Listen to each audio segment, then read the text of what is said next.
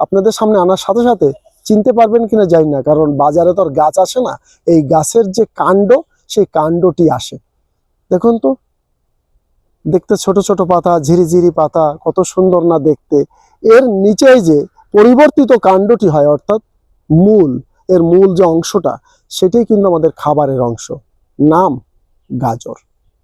দেখতে অপূর্ব সুন্দর, একটা মিষ্টি কালার, সুন্দর সুন্দর চেহারার, যখন থরে থরে সাজানো থাকে বাজারের ডালাতে, তখন মন চায় তাড়াতাড়ি তুলে নেই একটি হাতে। অত্যন্ত ভিটামিন এ সমৃদ্ধ খাবার, তাই চোখের জ্যোতি ভালো রাখে, আপনার শরীরের পুষ্টি যোগায়। কথা আছে, খাবারে প্রতিদিন 5 কালার্স ফুড থাকতে হবে, 5 রঙের খাবার থাকতে হবে। সাদা থাকতে হবে, গোলাপি থাকতে হবে, লাল থাকতে হবে, মিষ্টি কালার থাকতে হবে। এই ভিন্ন ভিন্ন কালারের খাবারে ভিন্ন ভিন্ন গুণ। তাই আপনি যদি প্রতিদিন 5 কালারের ফুড খেতে পারেন, তাহলে আপনার শরীরের পুষ্টির ঘাটতি কখনো হয় না।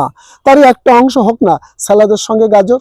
আমি তাই আপনাদের সঙ্গে পরিচয় করাতে এসেছি, স্যালাদের সঙ্গে নিয়মিত গাজর খাবেন, টমেটো খাবেন, শশা খাবেন, কাঁচা লঙ্কা খাবেন, লেবু খাবেন, গাজরও খাবেন।